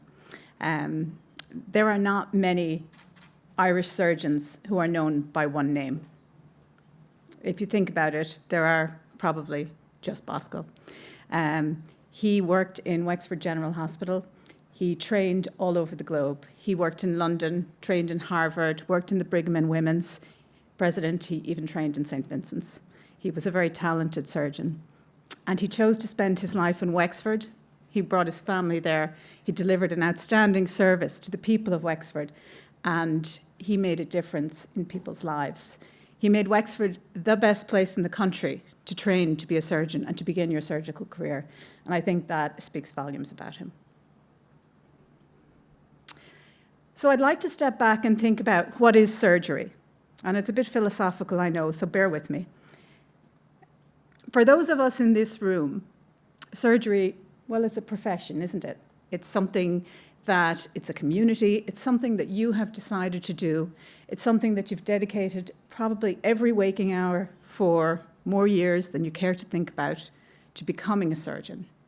And for the trainers in this room, it's something that we are committed to help you become. It's something that we want you to be able to do. We want you to join the community of surgeons. We want to teach you how to cut like a surgeon. But more importantly, we want to make sure that you think like a surgeon. And maybe it's old-fashioned to call it a vocation. But if I were to ask most of the people in this room what they were, I don't think they'd say, I'm a doctor. I think they'd say, I'm a surgeon.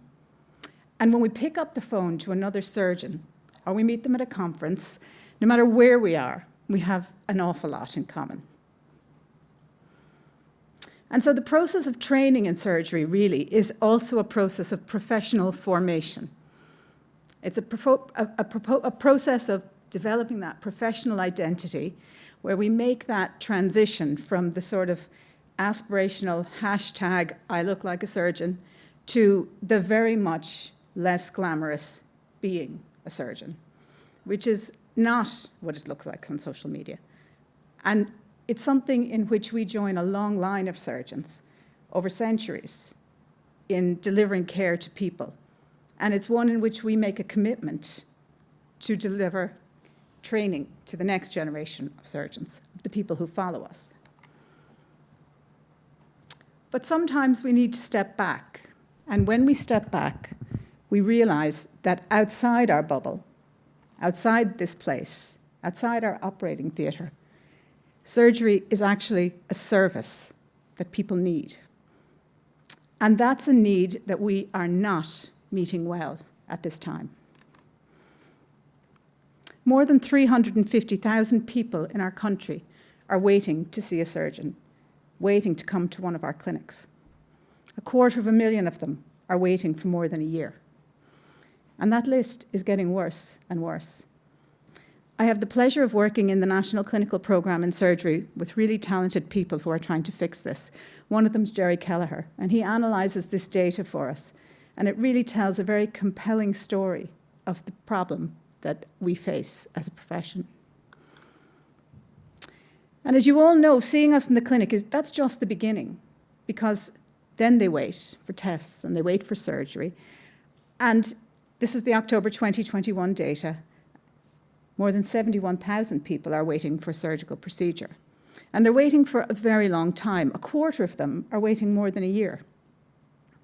And I know you're all frustrated hearing this. We had really good debates about it this morning. You know, the health service is in a place that none of us, I think, can say that we're truly proud of.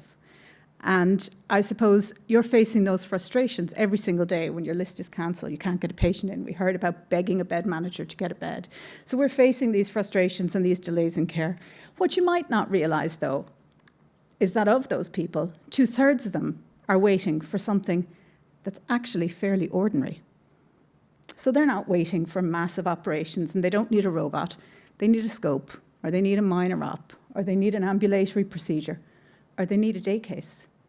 So 2/3 of people are waiting for something that we're not actually spending an awful lot of time thinking about, I think it's fair to say.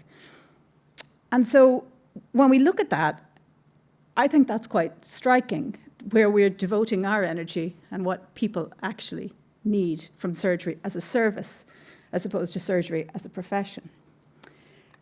And what's even more interesting to me, and something you might be surprised about, is that half of people are waiting for just one of just 15 procedures.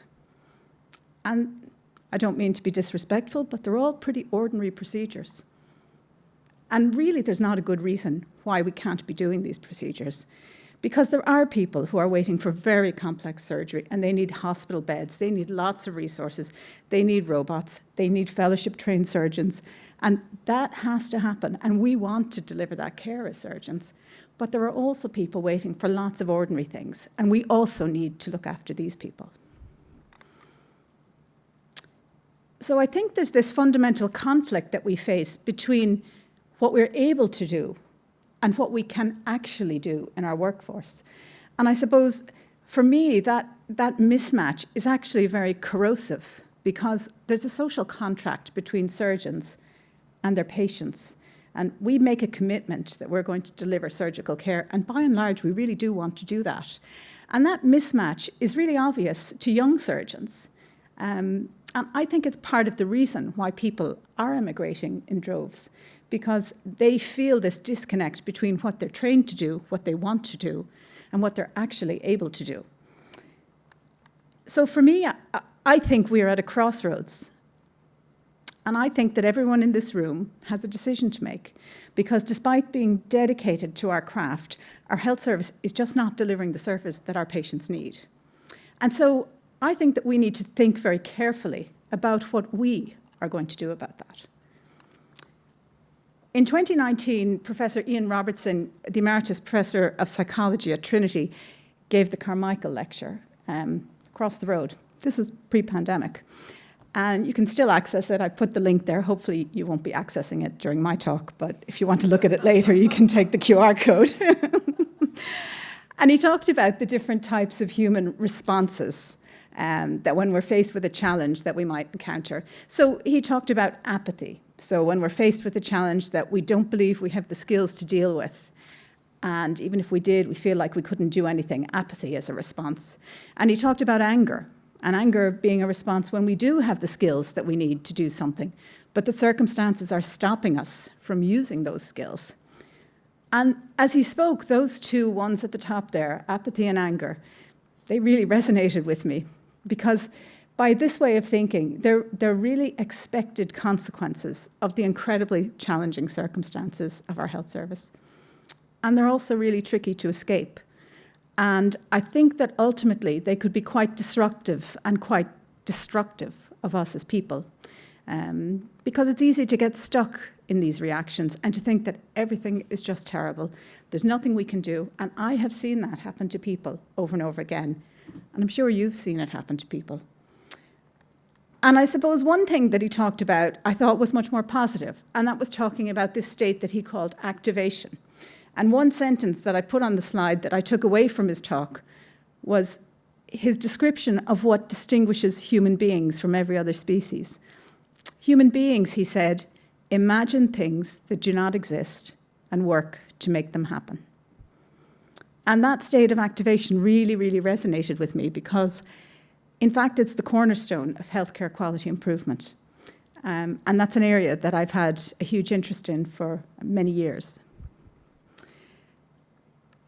So I do think there's a gap in our mindset as surgeons. And that gap, I believe, is making us more vulnerable to things like apathy and anger. And I suppose, let me explain why I think that. So this is the improvement equation. And this has been designed on years of expert work about how to deliver healthcare quality improvement. And so just to run through it, it tells us that if we want to improve a measurable improvement in performance, then we need to have and know the evidence. We need to understand the context. We need to know how to apply the evidence to the context. And we're not too bad at all that. So like most experts, when you complete surgical training, when you complete specialist training, you're going to have really deep knowledge in the domain of evidence. So you're going to know the data, you know the literature, you know the technical details, you can do the procedure. So as our experience increases, we have all that evidence, we have all that knowledge. And then as you get more and more experience, you start to implement that knowledge, that evidence. And so take the example of a laparotomy. So you know the indications. You can do the operation, and you can probably teach someone to do the operation. And as you get better on it, you can do the operation even though the patient's on NOACs and no one told you. Or you can do the operation even with a scrub nurse who's very inexperienced. Or you can do the operation at 3 o'clock in the morning when you would much rather be at home in your bed. So we get really good at implementing our evidence into a context. And our training gets us that far. But say you discover that the outcomes of the operations that you're doing aren't as good as they should be. Say you discover that the post-operative care your patients receive is not up to scratch. We have the audit cycle, we memorize it, we cite it at every interview that we do, and that tells us there's a problem. How do we fix the problem? And I think where we're completely lacking in knowledge is about how to operationalize that change. And so that can be an enormous source of frustration because we have a really clear idea of what should happen and possibly no idea of how to make it happen. And so for me, figuring that out, I think, was something that one of my mentors helped me with.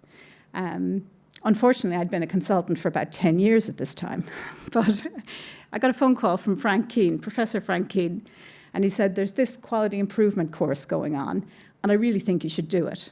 And I don't know if he saw in me the anger and the frustration of not being able to do things I wanted to do, or if he genuinely thought it was a good idea, but in any case, it was really a life-saving intervention for me. It's probably dramatic to say that, but it opened a window for me into tools that were to prove enormously helpful to me over the next decade of my career.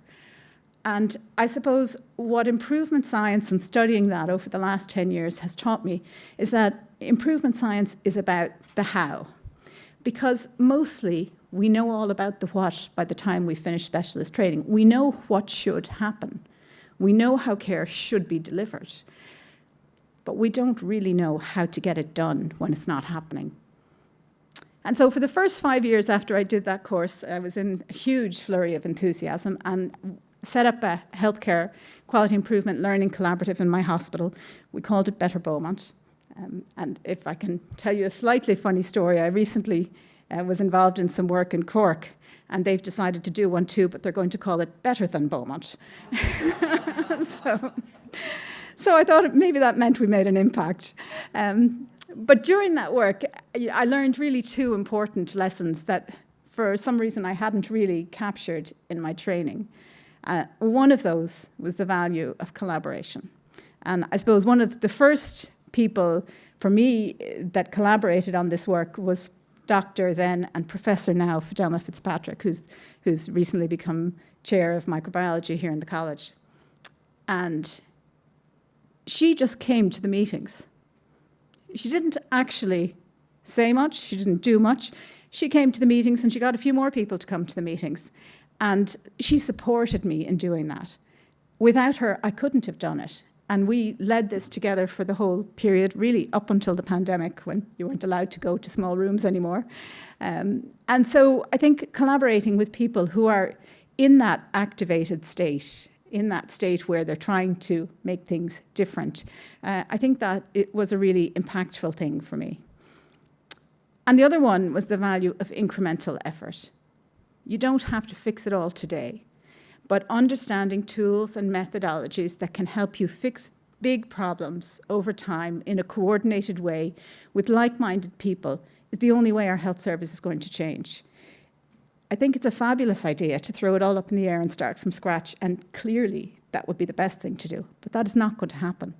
And so we can only work through incremental change and make lots of small changes that are going to add up to those significant impacts. And over the years since I've become involved in this area, I've worked with many of you on different aspects of this and different ways of looking at this. So from Peter Lonigan doing a fellowship and looking at problems in urology and how we can deliver ambulatory care better, how we can communicate with patients better, to Deirdre Nally, Emer O'Connell, and many of you in the audience who worked on the Know the Score project with us, trying to improve our use of scoring mechanisms to do better assessments of our emergency laparotomy patients. To Jessica Ryan, looking at what the barriers are to doing day case lap chole. And most recently, a project that we're working on through NCPS, Transforming Theatre, working with 10 hospitals across one hospital group, trying to understand what are the barriers to using our theatres efficiently, and to my great surprise, discovering that there is some capacity in our theatres across the country, but it's not necessarily where we think it is. I was really struck during the debate thinking about people not being happy with 1 day a week theatre time, and I agree that is not adequate to deliver all the care you need. But when you look at these problems, you don't need really a very high-tech hospital to deliver this care. But you do need surgeons who are prepared to think differently, who are prepared to engage and deliver this care to patients in the way and the place that they need it. And so actually now, having spent probably the last 10 years of my career really being interested in quality improvement, learning about it, learning about implementation science, now when I look at waiting lists like this, you know, I'm not very happy about it for sure, but I'm not filled with despair. Because now when I look at them, I see a series of problems to be solved. I see a puzzle. I see something there's a solution to, something we need to break down, something we need to figure out, lots of small solutions instead of one big, massive solution. And that's where you come in. Because imagine what could happen if we put our best minds, your minds, to fixing healthcare. You are our greatest asset. Imagine if you thought about fixing healthcare as much as you think about your technical performance of surgery or your research or where you're going to go on your fellowship. So putting our best minds into fixing healthcare is really the challenge of your generation. Imagine what could happen if we were able to collaborate and share knowledge about fixing healthcare better. If we could connect the questions that we have, connect the answers that we have identified, and try to build together a network that connects really the pockets of excellence. There are brilliant examples all across the country. It's one of the amazing things in the clinical program. You get to meet people who really are still working incredibly hard to make our public health service a better place. And if all those small pockets could be connected, I think that would make an enormous difference. And I'd like you to just imagine what would happen if we really just accepted the massive upheaval that we've lived through for the last 2 years. And if we tried to figure out a way to deliver the services that patients need, to do the operations that we want to do, but maybe do it in a different way. Not expect the health service to deliver 2 theatres in a perfect week. Maybe looking, how can we try and address this? How can we put our minds to fixing this problem? And I use the example from our COVID era. You know, I think for most of us here who've worked in the health service for a period of time, if you'd asked us in 2019, would we identify a new disease, design a vaccine, and administer 10.4 million doses of it, to people in Ireland in 2 years, I would have said you were mad. But yet we did it because we had no option. We did it because our best minds made sure it happened. And we had the operational capacity to make that happen because it was important, because people made it important. So I think we can do extraordinary things. And I suppose thinking through that 2-year period, so many of us developed a different way of living, a different way of looking at the world. And I'm really taken by this idea of Carlos Moreno, who's a French Colombian professor. And he talks about this amour de lieu, which is your attachment to a place. And we're a great emigrant nation. But I think over the last 2 years, I certainly have had a much greater appreciation of my own country, perhaps, and all of the hidden gems that we have, and all of the things that we should be doing better, because what we're doing now is just not working. And I do know that without all of you putting your mind to it, that transition is not going to happen. So I think there needs to be really quite a step change in how we deliver healthcare, surgical care for the patients. So I would say to you that we are at a crossroads, and each of us in this room has a decision to make. Do we just keep throwing our hands in the air and say, the healthcare service just can't be fixed? Or do we join together, try and imagine a way that we could make it better, and really put our collective effort into realising that ambition?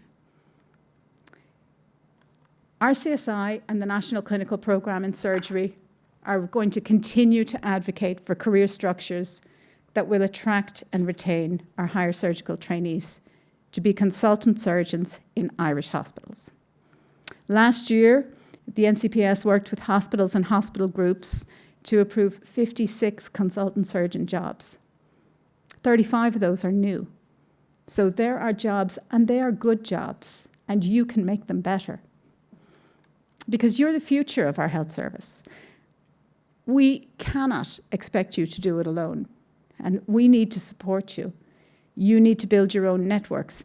Sometimes you will need to be a leader in this work, and sometimes you'll need to be a follower in this work. But here, when I think of this, I actually think Bosco, because he and so many other surgeons in his generation, you know, he was 35 when he went to Wexford.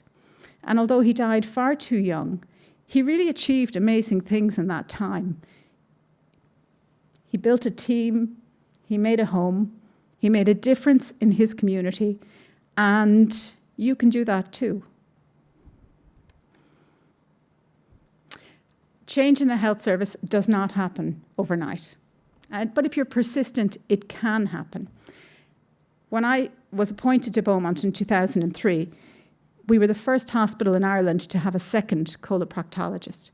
Seems extraordinary now that you would have hospitals with only one coloproctologist, but there you are, that's how it was. And now I work in a team with 5 others, and we work across a region, and we're working together to try and improve rectal cancer services in our region. And I think we'll do it. And when I look around me at Beaumont, and there are many other hospitals, consultants from other hospitals in the room today who could tell me the same stories about their hospital. But when I look at Beaumont, I'm surrounded by people who started just where you are now, who put their shoulder to the wheel and who decided to make things just a little bit better. So we have cochlear implantation because of Laura Vianney. We will open a breast cancer centre because Arnie Hill and Deirdre Duke made it happen. We've got a great transplant centre. The best ward in our hospital is our transplant ward. And that happened because Dilly Little made it happen. Surgeons are people who get things done. We need you to get things done for our health service. So I would just finish with this. You are our most precious resource. You can hop on a plane and leave us to our crumbling health service. Or you can make the hard choice. You can stay, and you can make it better. Thank you.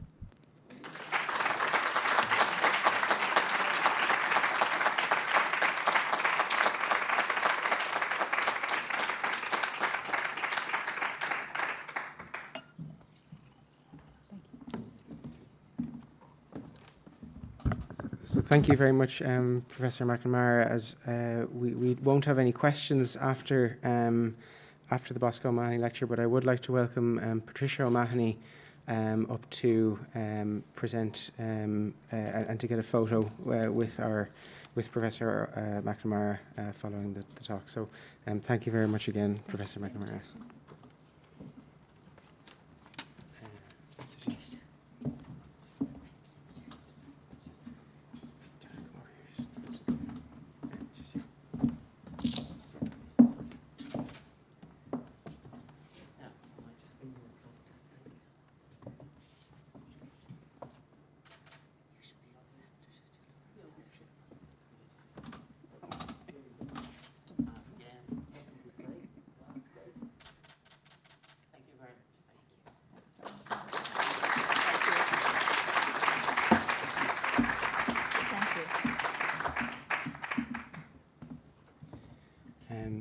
So just to draw the meeting to a close, I'd like to thank all of our speakers. I think it's been a fantastic session. Our debate, our expert panel discussion, and the Boscomani Lecture. So thank you very much all for attending. And thank you again, Professor McNamara, for an excellent Boscomani Lecture. Enjoy your afternoon. Thank you.